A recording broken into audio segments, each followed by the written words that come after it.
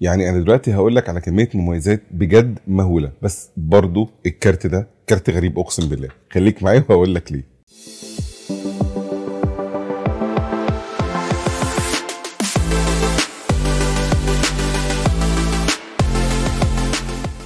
اهلا بيكم، انا محمد صفا. عاملين ايه؟ يا رب يكون كلكم بخير. تالت كارت معانا في سلسله الكروت المدفوعه مقدما هو كارت فوري الاصفر. وعشان تعرف ان هي فوري، ففوري هي يعني ابو تريكه شركات الفاينانس في مصر. طيب ايه يا عم الزملكاوي؟ عشان تعرف مين هي فوري، فهي شيكابالا شركات الفاينانس في مصر. اول حاجه بتنزل ابلكيشن ماي فوري من اللينك ده، وبعدين بتعمل حساب، ومن هنا تقدر تستخدم كل مميزات الابلكيشن بدون الكارت الاصفر. طيب ايه هي اصلا مميزات الابلكيشن؟ مميزات ابلكيشن ماي فوري هي ببساطه كل خدمات فوري. عشان بس تتخيل، كل المدفوعات والمحافظ الالكترونيه وكل المدفوعات الحكوميه بتتم عن طريق فوري. احنا بنتكلم هنا عن 4 مليون معامله يوميه من حوالي 50 مليون مستخدم، وارقام بتوصل ل 68 مليار جنيه في السنه. اي خدمه او مدفوعات تقدر تعملها من خلال ابلكيشن ماي فوري. تبرعات بقى، شحن موبايل، اشتراك الانترنت، اشتراك بين سبورتس، اشتراك الانديه، اشتراك فواتير الكهرباء مثلا، رخصه العربيه وتجديدها، فواتير ميه، حاجات لها علاقه بالكومباوندز. بص انت بتتكلم في اكتر من 2000 خدمه. عرفت ليه بقول لك ان هم يعني رواد شركات الفاينانس في مصر؟ كمان من وقت للتاني بيجي لك فاوتشرز يعني بارقام محترمه. انا اخر فاوتشر جالي كان ب 160 جنيه، تقدر تستخدمها من خلال ابلكيشن من فوري او من خلال اي شريك معاهم، سواء كان مطاعم مثلا او مقدمين خدمات. وكل ده زي ما قلنا قبل كده بتعمله من غير الكارت الاصفر، باي ديبت او كريدت كارد.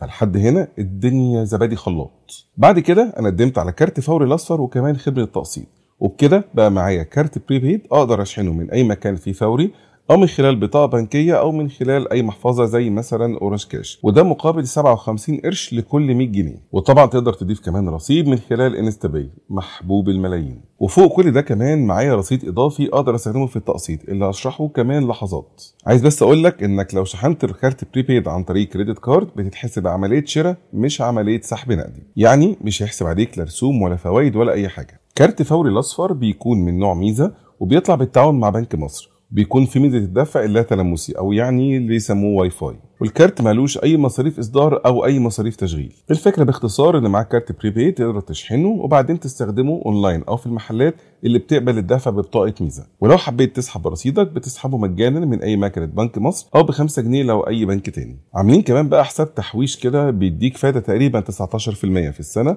وبتنزل لك بشكل يومي. تقدر تحط فلوسك وتسحبها في اي وقت انت عايزه. نيجي بقى هنا لموضوع التقسيط. لما بتقدم على التقسيط وبيتقبل بتظهر لك تاب جديده موجوده جوه الابلكيشن اسمها تقسيط، وبيظهر لك هنا شويه اختيارات. اول اختيار فيهم هو الطريقه تقدر تحسب بيها القسط الشهري على اي عمليه انت هتعملها، ويظهر لك دلوقتي على الشاشه حساب لعمليه تقريبا ب 1200 جنيه والقسط الشهري لكل الفترات المتاحه. تاني اختيار هو الاقساط اللي عليك وكمان مواعيد استحقاقها هتكون امتى. تالت اختيار هنا وده نظام التقسيط، وهنا بقى ركز معايا. المفروض ان انت بقى في الاختيار ده بتختار نظام التقسيط في الكارت بتاعك للعمليه اللي جايه، سواء كانت كمان دقيقتين او كمان سنتين. انت هنا بتختار نظام تقسيط الكارت. اول اختيار عندك وهو نظام باي ناو، وده هنا بيقفل نظام التقسيط تماما وبيستخدم بس الرصيد اللي موجود في كارت البريبيد بتاعك. يعني في رصيد هتشتري، مفيش رصيد مرفوضه يا معلم. تاني اختيار وهو نظام التقسيط، وهنا هيسيب رصيد الكارت الاصفر زي ما هو ويخلي العمليه كلها بالتقسيط. وهنا لازم تختار مود التقسيط اللي انت عايزها من اول شهر لحد 18 شهر. ثالث حاجه وهو نظام فليكس، وهو هنا بيسحب الموجود في كارت الاصفر، ولو المبلغ اكبر من الرصيد الموجود بيبدا يعمل عمليه تقسيط لباقي المبلغ. يعني مثلا لو انت عملت عمليه ب 2000 جنيه بس لا ان عندك 1500 بس في حسابك، هيسحب ال 1500 ويقسط لك ال 500 على نظام التقسيط برضو اللي انت هتختاره من اول شهر لحد 18 شهر. كده خلصنا، ونيجي بقى ايه للتريكات اللي في الكارت. وبرضو هنا خليك معايا، اعمل لايك وسبسكرايب وتعالى نكمل الفيديو. اول حاجه لما بتختار نظام التقسيط في الكارت بيثبت على كده. انا مثلا كنت عامله على 18 شهر عشان بس بجرب يعني، وبعد كده اشتريت يعني حاجه عبيطه لقيته برضو قسطها على 18 شهر، فاضطريت طبعا الغي العمليه واغير نظام التقسيط وارجع اعمل العمليه من اول وجديد.